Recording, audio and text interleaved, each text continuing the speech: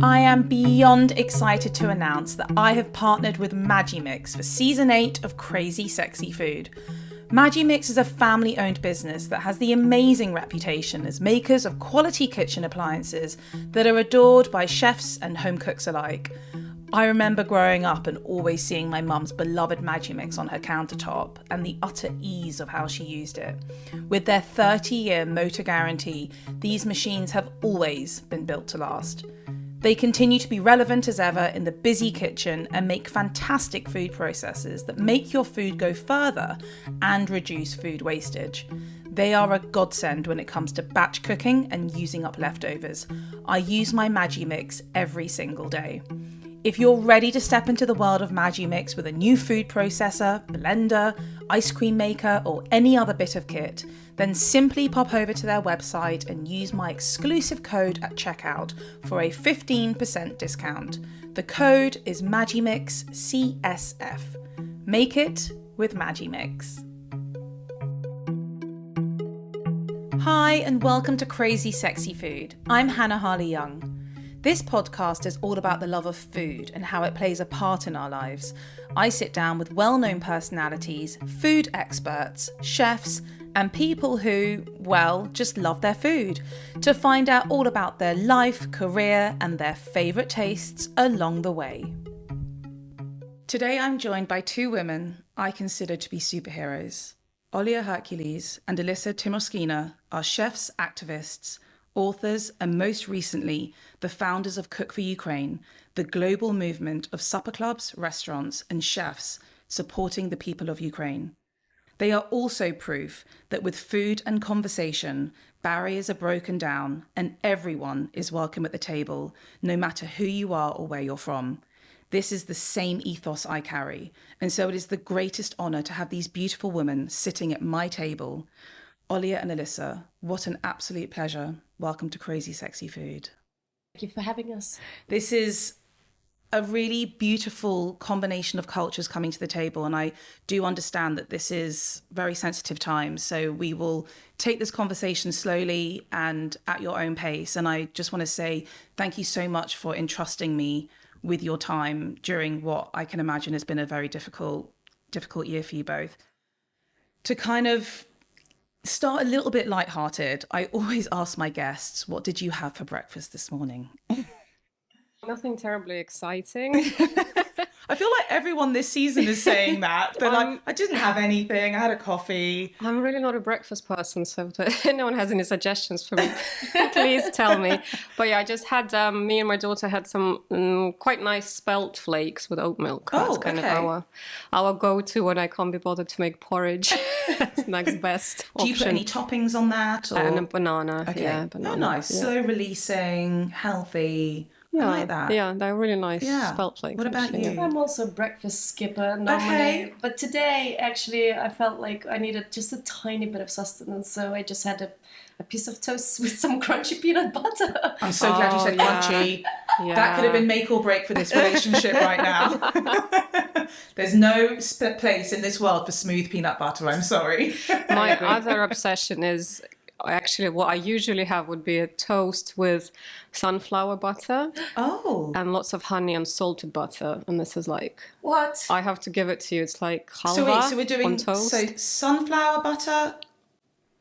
Like dairy butter. Yeah. And lots of honey. Okay. It is so good. You don't need any breakfast advice. That was amazing. I'm going to do that. And I need your sunflower paste recipe, please.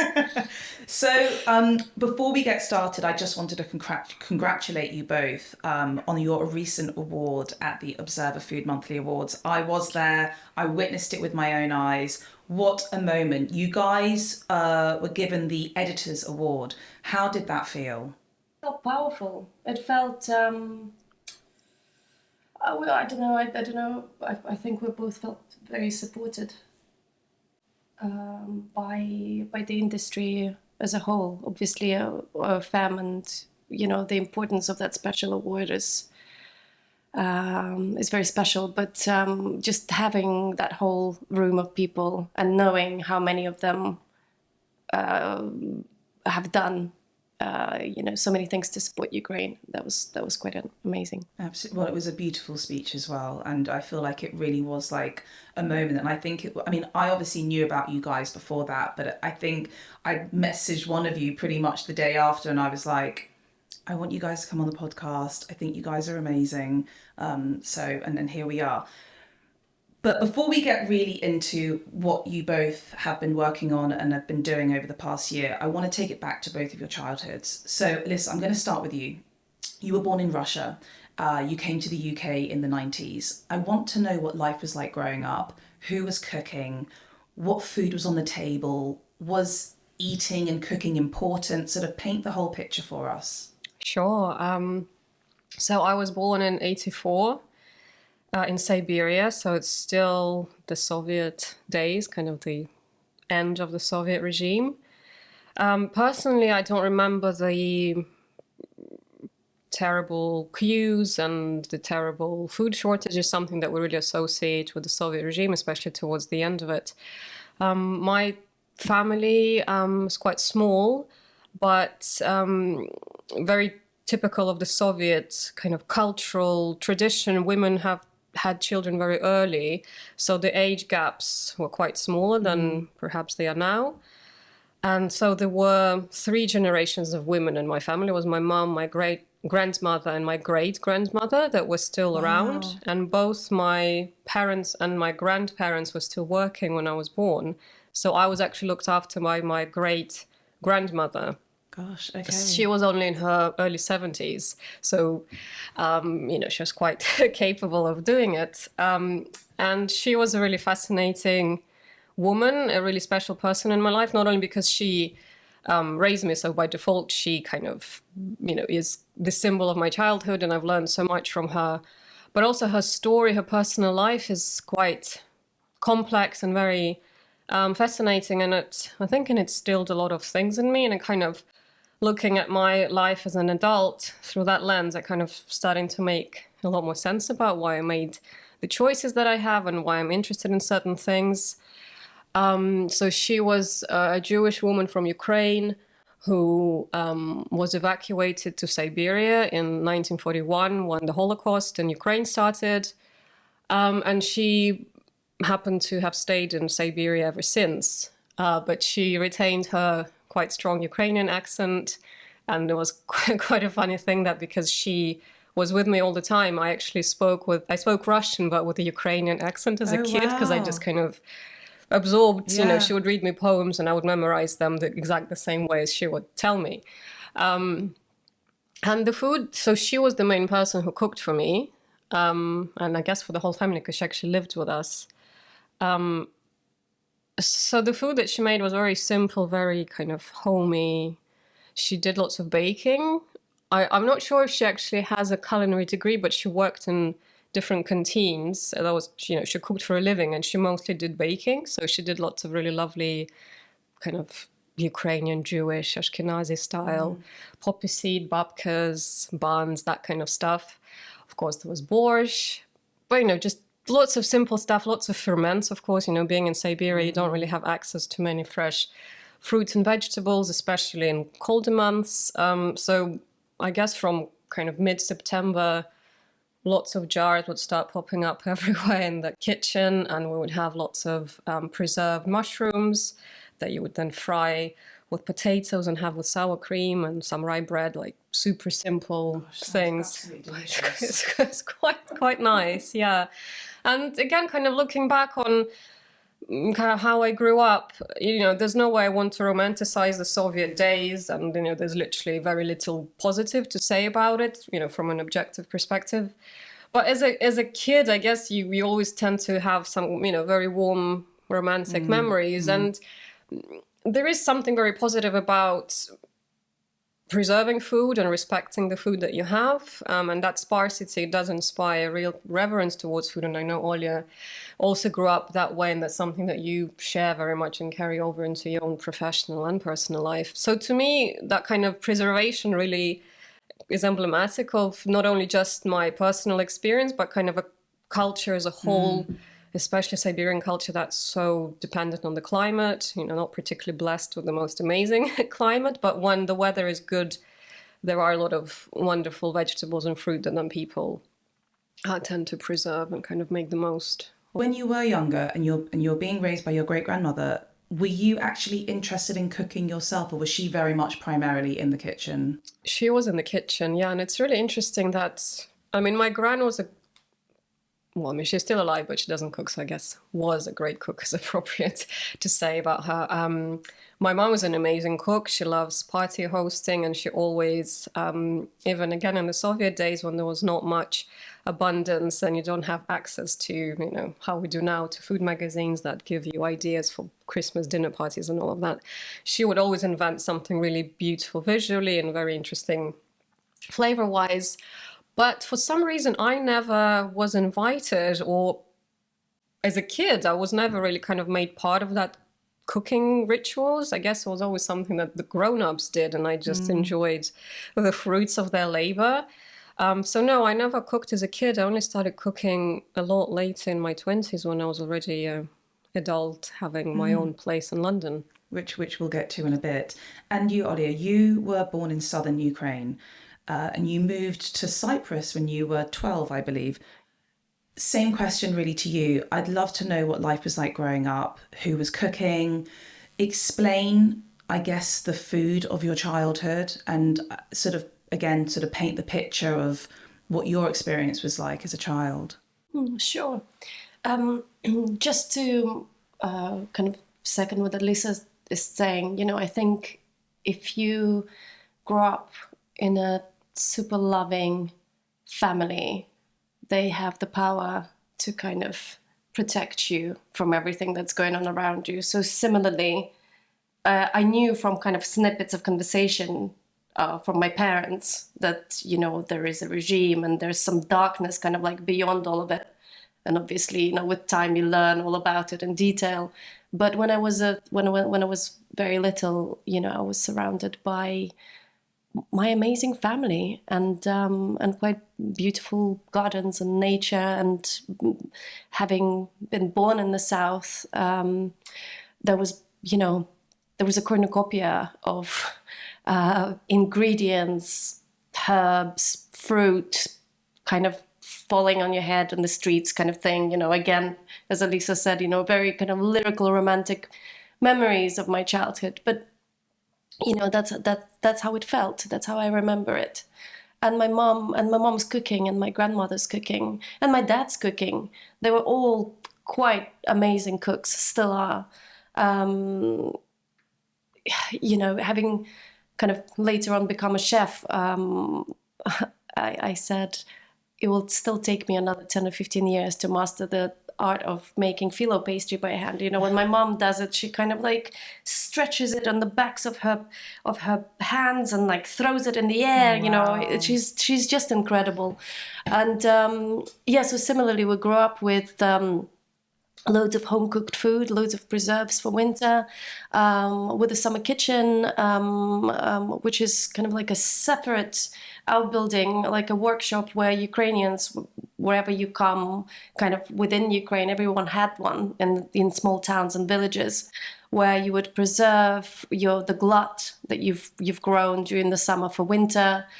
And where you'd cook during the summer, because it gets really, really hot in the summer in the Kherson region. You'd want to take all of this kind of hot business of cooking out of your main house, keep it nice and tidy, and just have like a very concentrated. That's clever. Kind of Love that. Space where you'd be cooking and preserving, almost like semi-industrial operations happening there in September. And that was quite normal in most homes to have that set up. Oh, yeah, absolutely. And so obviously cities were very, urban environments were different, but even small towns like mine, Kakhovka, which is about 50,000 people, pretty much everyone had a summer kitchen. And they have a very kind of significant presence in Ukrainian gastronomic cultural space, yeah. So tell me some key dishes that you would say remind you of your childhood. Definitely loads of borscht, which changes throughout the season actually. And there's more of a summer borscht, there's a spring borscht, there's a winter borscht, which actually traditionally in the part of Ukraine where I come from, you'd add things like dried tomatoes and dried fish powder and all of these kind of things. Like nice. It's really interesting regional idiosyncrasies. Then dumplings, of course, and that's to this day, Ukrainian vareniki is probably my kind of like death row dish, if you wish, or like what you'd eat before apocalypse, and cooked by my mum.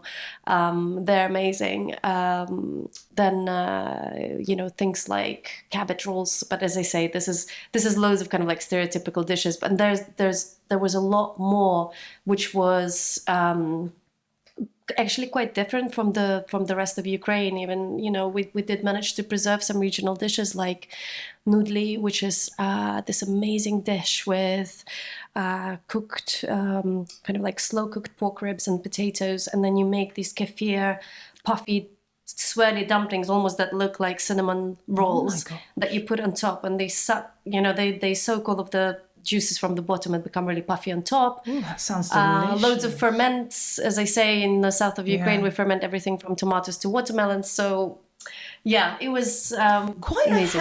Quite healthy cuisines. I sort of feel like wholesome. But like even I feel like the Western world is only just like getting excited by like fermentation. It's like you guys have been doing this for years. It's what you know. Yeah. And so good for gut health. Which we didn't even know. In Exactly, the 80s, my mom would be like, don't eat too many salted cucumbers because, salt was used to be bad. But little did we know. Really interesting. I said, did you meet? Is there two stories? We'll like take turns to tell that story. No, there's one straightforward story. We went to Queen Mary University in Mailand to do our master's degree. Olia did translation and literature studies, and I did film studies, but we were part of the same kind of modern languages humanities department, which was quite cozy and small, so everyone knew each other quite well.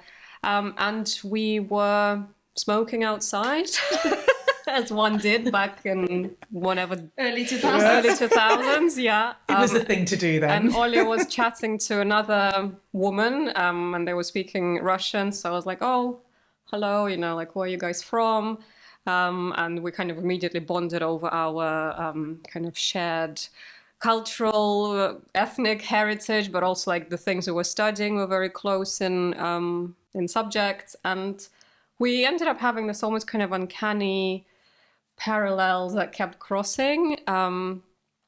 My paternal grandma is from Siberia, by the way, so we've got this kind of reverse of grandmothers. Yeah. So on my mom's side, I have Ukrainian Jews who came to Siberia, and on Olia's side, her dad's mum is actually from Siberia, who then went to Ukraine. You were destined to meet, I think. Yeah, it was quite bizarre to find that out, and now we kind of professionally also happen to work at a film, kind of a cultural center, film festivals together. And then Olia went on to work as a reporter for a trade film magazine, and I was still working in film festivals, so we had a lot of interactions through that.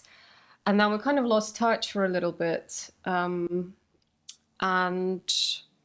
next thing I know, I see Olia posting that she is retraining as a chef, and it was also at the same time that I wasn't anywhere near kind of going as professional as that, but I was kind of toying with the idea of starting supper clubs. And then we kind of... And the rest is history. We're really reconnected through food. And so, Olia, you went to Leiths, which is just around the corner. Yep. That's really interesting because you've both sort of come from these worlds. You're sort of both like in film at this point. You decide to go sort of down the culinary school route. What was that like? And I guess, what did you want to do with it? Well, it was amazing. Like Alissa, I also didn't really cook when I was a kid, and I started cooking in my early 20s and became really quite obsessed with it. I couldn't think about anything else. I could just wanted to cook and read about cooking and watch cooking. And then when the 2008 financial crisis happened, loads of people were being redundant, and I just thought, why don't I change my life? And my parents at that point helped me out, so I went to Leeds, and it was amazing. It was one of the most experiences of my life. And training and attending it in the hopes that you were 100% just going to become a chef. That's what you wanted to do. To be honest with you, I didn't quite know where I would end up. Yeah. I was hoping that maybe I would be a recipe tester for a magazine or something like that. I didn't care, to be honest with you. I just really wanted to chop and fry and steam and whatever. I just wanted to cook. So I didn't have a plan. So everything that's happened afterwards, you know, it still kind of seems really magical and unbelievable. Absolutely. And then Alissa, you also obviously in the film world as well, then you stepped away and you launched something called Kino Vino. Can you talk to us about that? Yeah, so my kind of path into food started from a place when I was doing a PhD in film history, specifically focusing on representations of the Holocaust in Soviet film. So it was a lot to do with Second World War history and kind of cultural history of Jews in Russia and Soviet Union. Very intense. Yeah. You know, having spent days watching hundreds of war films and documentaries about the Holocaust. So cooking suddenly became this amazing antidote to really intense intellectual and quite kind of harsh emotional experience. Like Olia also, I was obsessed with watching cookery shows. And I remember I would, finish my kind of writing and research, and in the evening I would sit and watch MasterChef as I have dinner. And my housemate was like, "You're absolutely insane. You're eating while watching other people cook." I still do that. Yeah. It's like my form of therapy. You've got to love a cooking show. It's just the best. Yeah. And I think it was at the time when maybe I became aware that there actually are other paths into food, that you don't have to go into the kitchen and kind of work crazy hours and not see the daylight for months. And the idea of a supper club kind of came to mind. As I said, my mom was an amazing party host, so I really grew up around that environment, and like sitting around the table is literally something we would do as a family, and it's with my friends as well.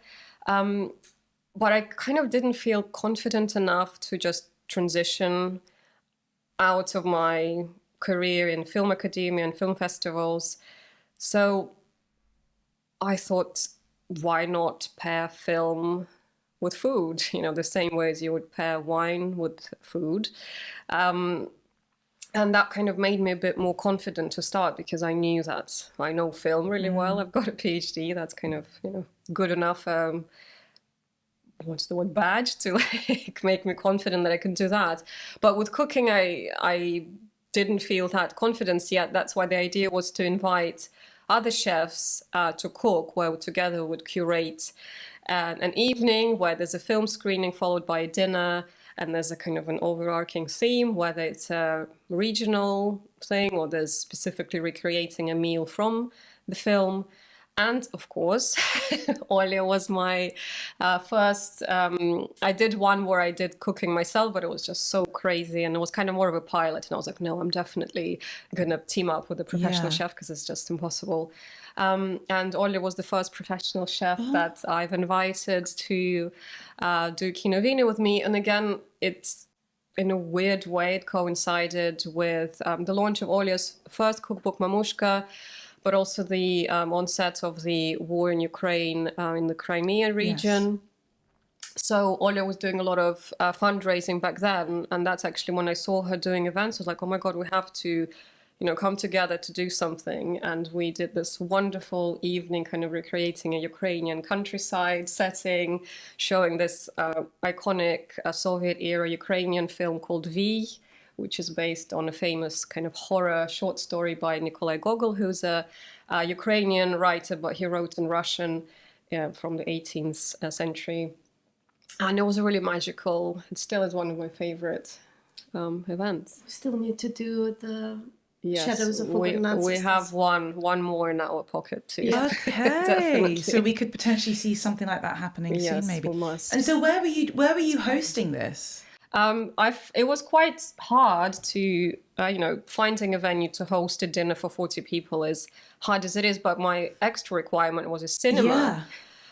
And now I look back thinking, how the fuck did I manage to pull it off? You don't do things by halves. I like that. I like that about both of you. It was insane. So at first I would literally, I found a really wonderful venue in Clapton called Palm 2. Okay. It was just a massive room which we partitioned in half, and we built the cinema from scratch.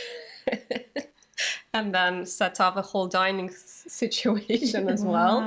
And now we do it every month. I mean, yeah, I don't know. But luckily later I found a really amazing venue in Shoreditch that had a proper cinema and a kitchen and a dining room. So that made the whole operation a lot easier. But for the first 2 years, I used to do this insane build your own cinema stuff. Yes. I mean, that is actually incredible. And it's interesting because I haven't seen anything like that out there.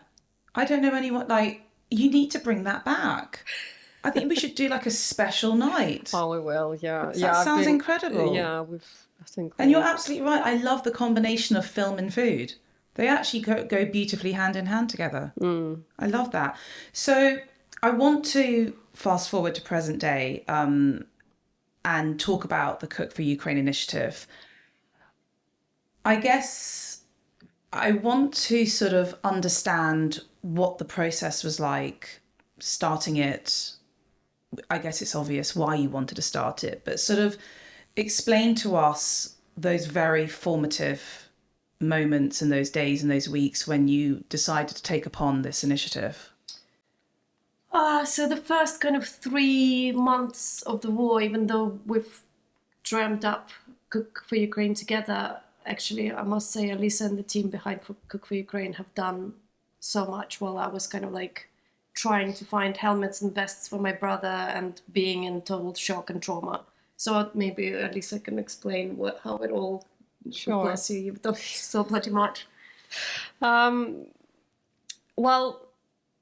yeah, I don't even know what was the starting point. I guess our Kinovino kind of retrospectively, that was really the starting point. And since then, I have to say, we've done so many more, not just Kinovinos, but different other pop-ups. So we've cooked together lots together. Together. Yeah. Cook for Syria as well. Yes, we've both been involved with Cook for Syria. And so when Russia invaded Ukraine on the 24th of February, Olia and I went to a protest together. That was, not even no-brainer. And when we met there, Olia hasn't slept a second the night before when the whole invasion was happening. And she was like, oh, I've already been thinking of different fundraising things I'm going to do. And I said, well, how would you feel if I, join you, or maybe we can do something together? And to be fair, Olia was really amazing, as she always is, in kind of making me feel welcome as part of, because the protest was very much, of course, by Ukrainian people, and there were a few Russians there, so it was a very kind of complex experience. But kind of having Olia embrace me literally and emotionally kind of really inspired me and made me feel it's okay for a Russian to kind of join the initiative and start something like that. And then that same evening, we were like, okay, we have to go to bed. But of course, we're like texting each other.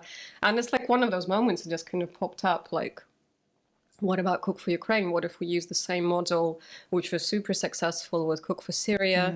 We've been cooking together for years. We're part of the food industry. I'm sure people will get on board. And I remember the next morning, as unfortunately I always do, phone first thing, I checked if Cook for Ukraine as a hashtag existed, and it didn't. So I just went out there without actually having any clear idea of what the hell we're going to do, just to post a picture of us saying, Cook for Ukraine, we're going to start this campaign, watch the space, basically. And I can't remember exactly how, but I think literally either that same day or the next day, I reached out to the Clerkenwell boy, whom I knew from Cook for Syria, initially just to ask for his advice and just chat to him about how he started it. But being the amazing person that he is, he said, look, we're going to get on board. I'm going to get the same people. So there are three kind of funding people behind Cook for Syria. So he, including himself, so he brought them in, and we kind of did an open call for volunteers. A few friends joined in, and it's quite a small team of 8 people. And within 24 hours from the invasion, we've set up the donation link, and it just started kind of flowing in. Yeah. And I did interviews and kind of helped with that side of things for the first kind of couple of months, because I just was in a really, strange place. Of course. But also I just want to say, I feel uncomfortable being called an activist because I haven't really done, I'm doing the campaign and I've initiated the campaign, but real activism is represented by Olia, because Cook for Ukraine, she has been an amazing champion of the campaign. She's been the face of the campaign, the voice of the campaign, but she's done so much more than that. Whereas, I've only focused on one thing. Olia's done, so many more things outside her work as a food writer and kind of connoisseur of Ukrainian food culture. She's been doing amazing fundraising for her brother, who is in the territorial defense forces, and she's just humanitarian aid and a spokesperson for Ukrainian culture in general. So yeah, she's just incredible. I love you. Oh, sorry.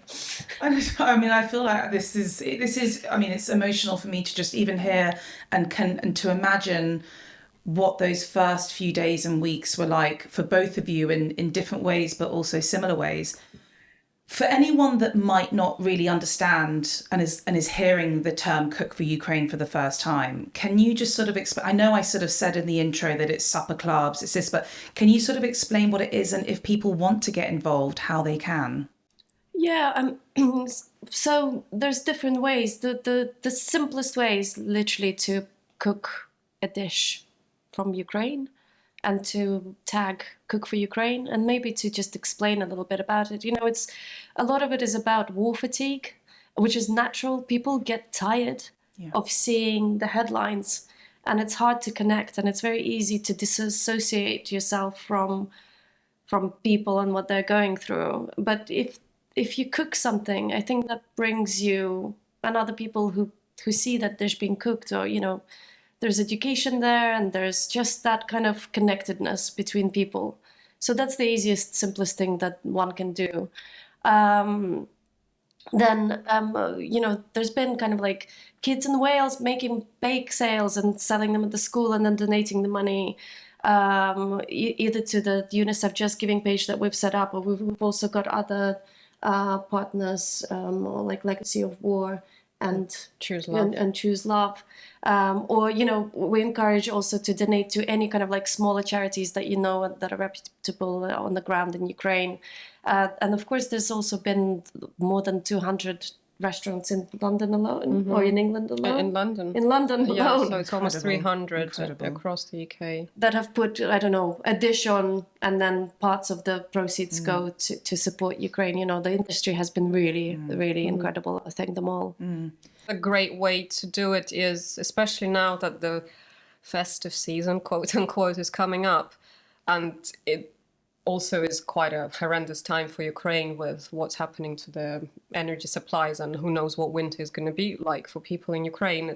I feel like now is really an essential time to kind of boost the campaign a bit more, and such a wonderful way to support Ukraine while you're still hosting your dinner parties is consider hosting a Ukrainian-themed dinner party, and then inviting friends. And instead of asking them to bring something, ask them to donate to our campaign. And that's such a lovely way to get people involved, still enjoy your evening, but actually by doing that, you're also making a huge difference. And Absolutely. Can't stress enough how like a pound makes an amazing difference. No, totally. So it doesn't need to be anything massive. It just brings it back as well to that conversation that I very briefly mentioned in the intro, that, around a table, for me, I don't know when you guys were growing up, if you would sit at the table with your family, but the conversations over food, I think, are some of the most important conversations. And it's just so beautiful that you've been able to, and I understand that the concept had started with Cook for Syria and how incredible that, went. But the fact that, for example, a lot of people may not know what Ukrainian dishes are. And it's about educating and having that conversation and having that dialogue. And even if it's talking to two other people, they will then go and tell another two people. And then that's how things are spread. That's how people and a movement and a conversation is started. And I just think, as you said, £1 can make a difference. That can go so far for some people. That's all it takes. And, that's why I urge people listening to this, watching this, to please take on board what these ladies have said, because it really is it's that simple to just make a dish. You mentioned when you accepted the award at the Observer Awards that you had a few statistics in terms of how much you had raised, which I just am blown away by. Could you say what it's been? The update is. just add a bit on whatever you say. Last time we checked for UNICEF alone was close to £2 million. Yeah, but we also have a Legacy of War and Choose Love. And recently, so I've also got a Patreon subscription service, and one of the amazing women that subscribes to it, her and her parents' fund in America have raised $37,000, and they're giving it to Legacy of War, which is one of our partners. And that was just, it's people have been amazing. It's over what we're saying is it's over £2 million. Pounds. Yeah. Pounds, yeah. Easily, you think about that in the time frame that you guys set this up. It's I can't fathom it. It's just insane. It's incredible. I have to ask, how do you feel about what you've achieved in this time? I'll be completely honest. There are days when I feel like I don't know what I've achieved. But I don't know if that's something that's happening in my own brain, and if it's the roller coaster of the trauma, because actually it's really quite hard not being there. And I think, that's why my dad, for example, him and my mom left Kherson in April because they were being threatened, and they went to Berlin, and he couldn't stay there. He said that he was just not able to be away. So he drove back for 5 days, and he is staying with his sister and my cousin, and he's already volunteering and taking humanitarian aid to Kherson and stuff. So you know what, I know, somewhere deep, I know, and people keep telling me oh, how do you do this and how do you do that? And I'm sure that I am doing stuff, but sometimes I have days when I feel because you're not doing something maybe physically, even though I don't know, it's a really complicated thing. I don't know. Sometimes I feel when we talk about the 2 million, or if I see people donating, anything from £1 to £37,000, and I know that it will translate into something that my dad or anyone else in Ukraine will do physically. But sometimes I have days when I feel, a bit kind of strange and helpless still. We're going to take it away from Ukraine for a bit, because it's emotional. Whether you are connected or not, this is what we're going through in life, and it's tough. And I really, as I said, I really appreciate you being so honest and open, because I know it's incredibly difficult. You have, because obviously you are Superwoman, you have lots of other things going on in your lives. Olia, you just released a new cookbook. Please talk to us about it. So I released my 4th cookbook called Home Food Recipes That Comfort and Connect Us in July of this year. And I know that everybody's tired of talking about lockdown and the pandemic, but I wrote it during the pandemic when my 2nd son was born. Okay. So it was a really kind of interesting, strange time. The idea for the 4th book was actually to go to Siberia and retrace my grandmother's steps, because she left Siberia in the 1950s, went to Uzbekistan, then met my Ukrainian grandfather and ended up in Ukraine. So that was supposed to be the book, and then I couldn't do it. So I decided to write something from home. And to be honest with you, I was a little bit devastated about that. I just thought, oh, what's so important about my home life? I always thought of myself as a bit of, as an anthropologically kind of like minded writer. But actually, I started writing about Ukraine, about Vera, my Siberian grandmother, about my neighbors who have been incredible, about the community. And I wrote 100 recipes, and there's a few essays and vignettes that talk about how food connects us and comforts us. And it's all about that. And that's why we're here talking about the connection over food. And I have to ask, both of you, what are your specialities at home when you're cooking? What can we see you making on a day-to-day basis?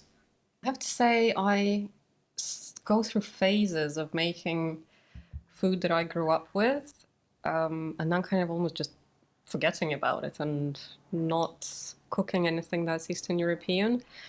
I think my kind of go-to things would be more in the Italian-ish kind of, well, now especially soups and stews with lots of kale and pecorino and beans and that kind of stuff. Yeah. I've also, since I've had my daughter, I've been a vegetarian for about 15 years, but then once I've had my daughter and started breastfeeding, my body just screamed for meat, and I luckily listened to the call.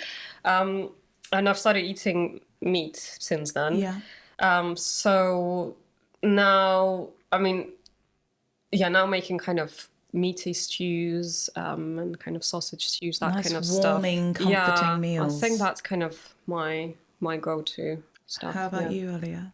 I'll be brutally honest. I mean, my husband Joe is an incredible cook, and I would say that he's probably the main cook of the house. Okay. And he's a good cook. Yeah, he's amazing. He's Really? He's a vegetarian, and he cooks a lot of veggie food. And especially since the war started, he's kind of like really taken the reins and is making life nourishing and a little bit easier for me. But when I do cook, and I still do cook, it'd probably be quite simple things. My Ukrainian niece has been living with us since April as well, and my kids are actually quite easy. Yeah, they're very, very good eaters, but Asia is quite tricky. So, so whenever I can see her bleeding eyes, I'd make a roast chicken with loads of onions or something like that. And of course, dumplings and Eastern European food, but also like Alissa, I would go kind of through phases. But I almost like that when I then go back to that food. I mean, there was a phase when I haven't made borscht for a really long time. And again, now that I'm eating meat, I'm making, I don't want to say proper borscht, because vegetarian borscht is amazing as well. But meat borscht, there's something about that super hearty quality of it. And when I recently made it, I literally had that ratatouille moment when I almost wept. And I was like, why don't I make this more often? It was just the most like soul comforting, amazing experience, and my daughter loves it too. So I think it's so powerful when food makes you emotional like that. I think I've had it only like twice in my life, and it's just, I don't know, it just like warms my heart to know that something, just food, a lot of people don't understand that connection, and I feel very privileged to feel that emotion. What 3 items are always in your fridge?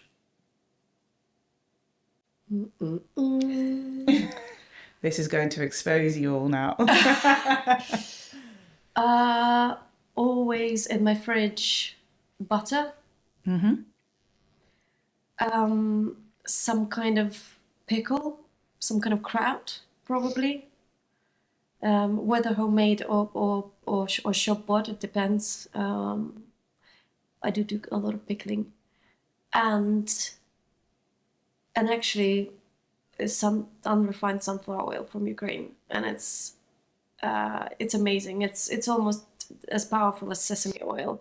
So it's that kind of, it just tastes of toasted sunflower seeds and looks deep amber in color, and it's in this kind of like recycled water, mineral water bottle.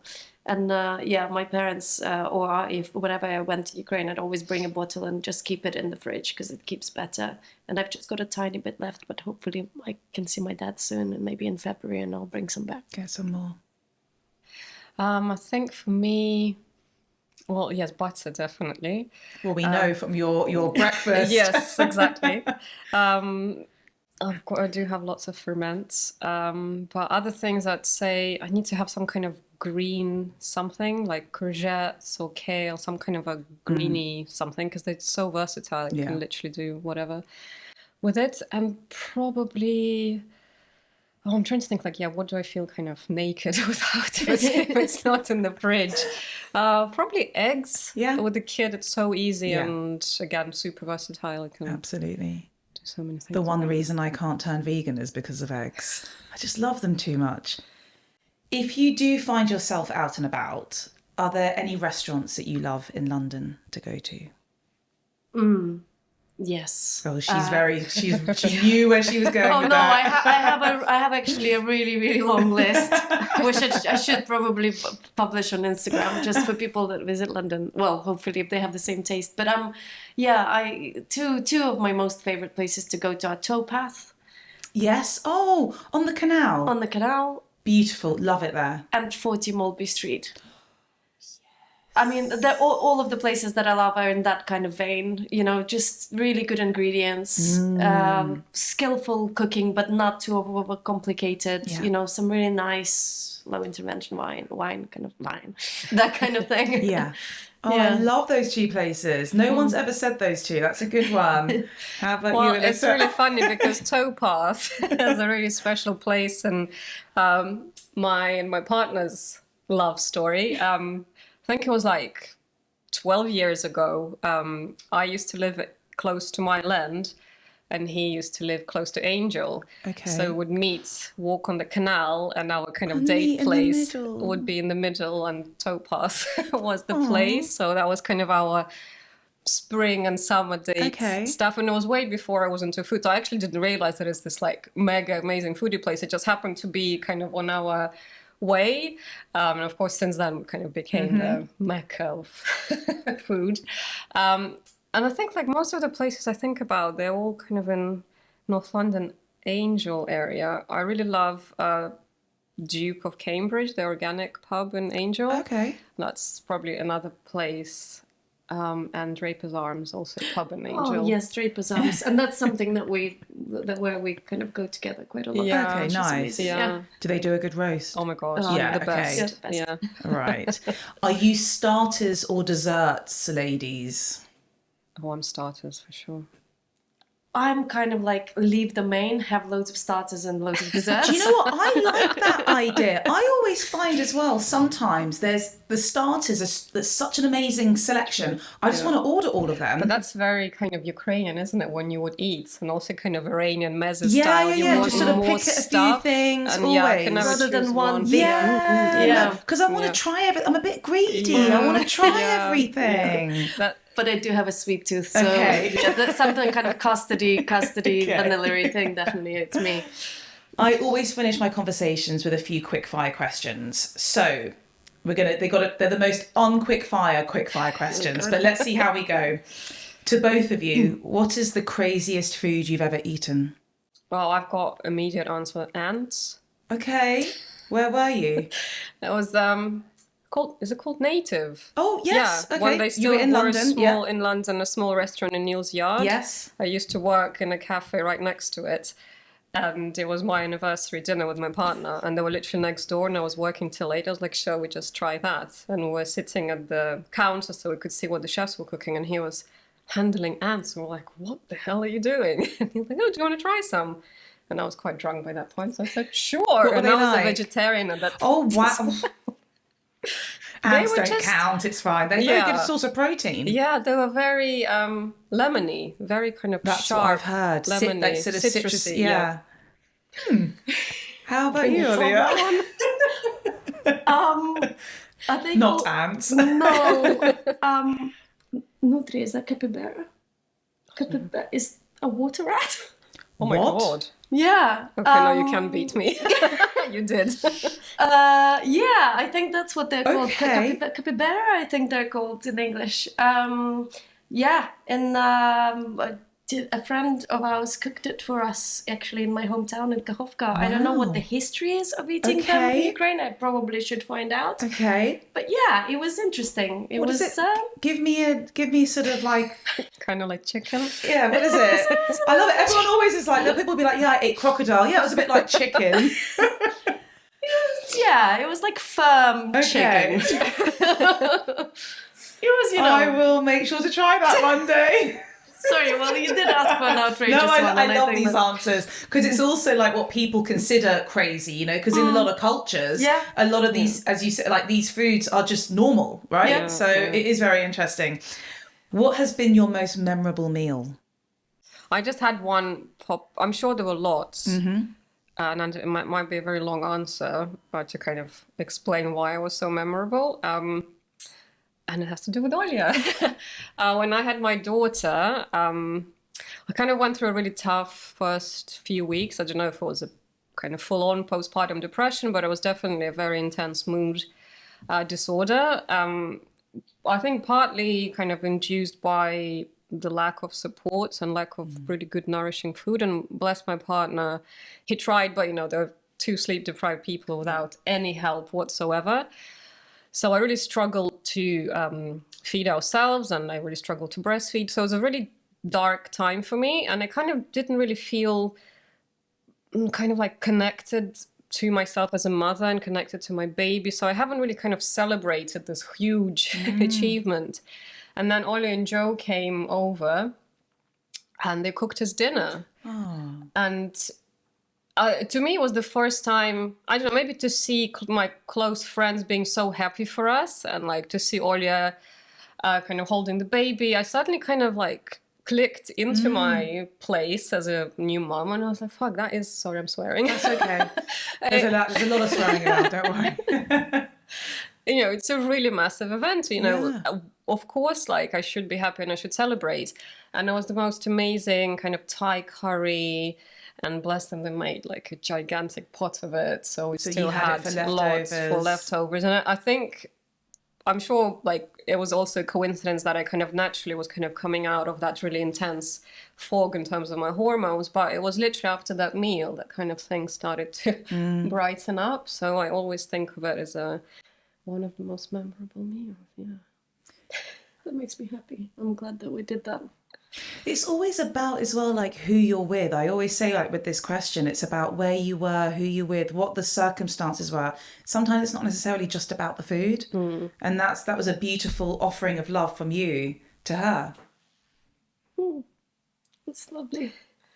Mine, again, there are so many. But one of the ones that I keep coming back to recently in my head is we used to do this thing in Ukraine called the summit.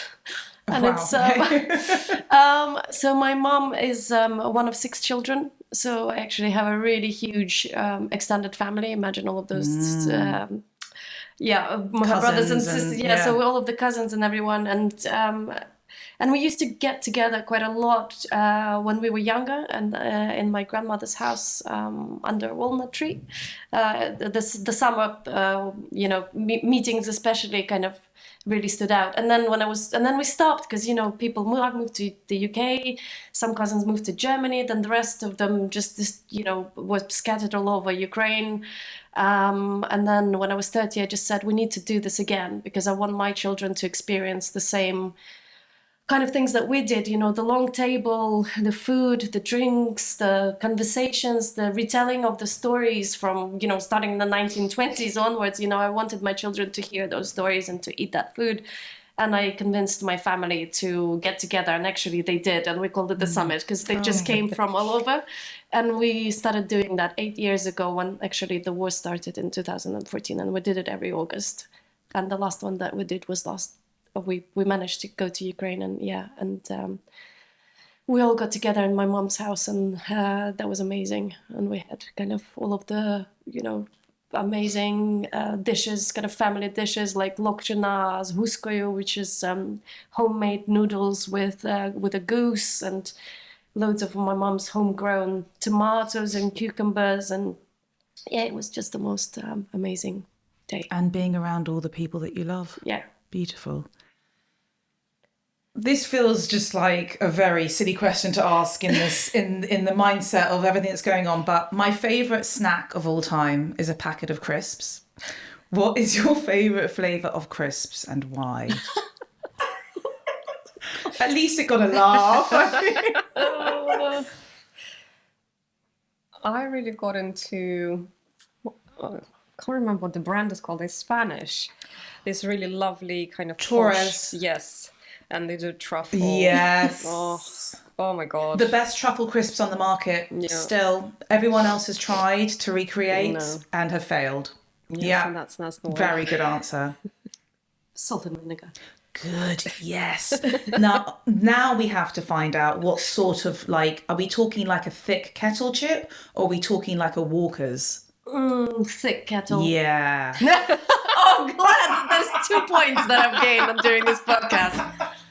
Because there's one particular flavour that I get very angry about if anyone ever says they like prawn cocktail. I get very offended by it, and it turns into a very awkward conversation with my guest. And as you can see behind me, we celebrate my favourite flavour, which is pickled onion Munster Munch. So I'm really happy with this. I feel like that's a party with those 3 flavours. I was wondering what those were about. She was going to be like, where are we? What? Yeah. It's my little favourite prop. What food sums up happiness for you? Anything to do with dough, I think. Anything bready, yes. Dough, dumplings, things encased in dough, buns, just, bread. Love it. Carbs. I think kind of close to that, something dippy, like where you would use a bread and like warm flat bread or warm toast and like dip and kind of get your hands messy as well. Love that. And final question, live to eat or eat to live? Live to eat, right? It's a very philosophical question. Eat to live. Yeah, I don't know. Well, now that you've made it that way. Yeah, no, I think it's definitely... There's no right or wrong answer. No, I know. I'm just kind of, As live in, to eat. Pleasure. Rather than, just sustenance. Yeah, I think to me they're kind of both. If you live to eat, you automatically tick the other box anyway, so definitely... Thank you. There we go. That was a very pragmatic, good answer. I like that. Ladies... As I said, I am honoured to be in your presence. Thank you for giving me your time. Thank you for being honest. And everything that you're doing, I just think is phenomenal. And I wish you the best of luck in all of your endeavours, and sending much love to you, your families, and anyone that does want to get involved with Cook for Ukraine. Where can we find you? Do you have a website? I know obviously there's Instagram. Do you want to just let everyone know? Yeah, so the best place to go to would be cookforukraine.org. That's our main website. Do check out the hashtag. We are primarily on Instagram. And also, it's not directly related to Cook for Ukraine, but Olia's Patreon page. She does so much amazing stuff there, and she uses that money to support people in Ukraine, not through our campaign, but through her own work. Okay. So also check that out. So guys, please go on to all of those platforms. Thank you. No, thank you so much for having us. Thank you so much. Until next time. Thank you for listening. If you love what you hear, please subscribe and review. Don't forget to follow me on Instagram @CrazySexyFood and check out the Crazy Sexy Food YouTube channel. Until next time, bye.